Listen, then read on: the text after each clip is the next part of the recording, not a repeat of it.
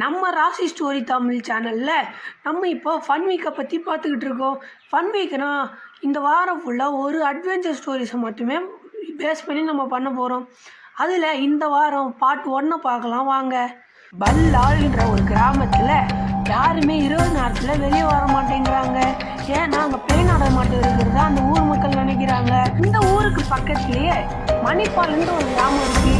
அங்கே தான் ஈத்தன் வாழ்ந்துட்டு வந்தான்.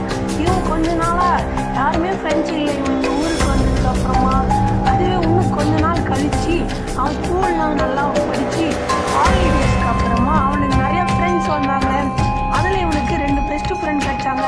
ஒருத்தவன் பேர் சிவா, இன்னொருத்தவன் பேர் ஆஞ்சனியா. இவங்களுக்கு லீவ் டைமில் ஊர் சுற்றுறது தான் வேலையே. இதனாலேயே இந்த ஊரில் எந்த இடம் இருந்தாலும் ஆஞ்சனியாவுக்கு சிவாவுக்கு அப்புறமா நம்ம வீட்டுக்கும் தெரியும். இதனாலேயே அவங்க ரொம்ப இந்த இடத்தோடைய ஜேர்னலிஸ்டாகவே மாறிட்டாங்க.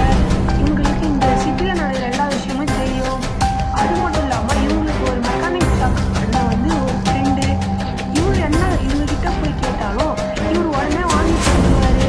அதே மாதிரி இவங்க எப்பயுமே வீட்டுக்கு வந்து லேட்டாக தான் போவாங்க. சிவாக்கு அம்மா இல்லாததுனால இவன் வந்து இவங்க கிட்டே தான் வாழ்ந்துட்டு இருக்கான். நம்ம வீட்டுல உடனே அவங்க அம்மா எப்பயுமே லேட்டாக தான் வருவீங்களா, சீக்கிரமாக வர வேண்டியதுன்னு சொல்கிறாங்க. இவங்க 2 பேரும் போய் தூங்கினதுக்கு அப்புறமா நாளைக்கு காலைல சிவாக்கு வந்து ஃபீவரு. அதனால ஈத்தனும் ஆஞ்சனியாவும் மட்டும்தான் இன்னைக்கு எக்ஸ்ப்ளோர் பண்ண போகிறாங்க. அதுக்கு ஈத்தனும் நம்ம ஊரே சுற்றி பார்த்து ரொம்ப போர் அடிச்சிச்சுரா, நம்ம வெளியே போகலான்டா எங்கேயாச்சும் அப்படின்றான்.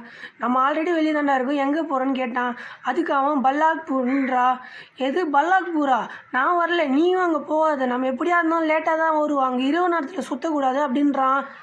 அதுக்கு உடனே ஈத்தனும் அதெல்லாம் ஒன்றும் ஆகாத, நீ கவலைப்படாத, நம்ம சீக்கிரமாகவே வந்துடலாம், இன்றைக்கி அந்த பேய் இருக்கா இல்லையான்னு மட்டும் பார்த்துட்டு வந்துடலாம், ப்ளீஸ் வா அப்படின்னு கேட்குறான்.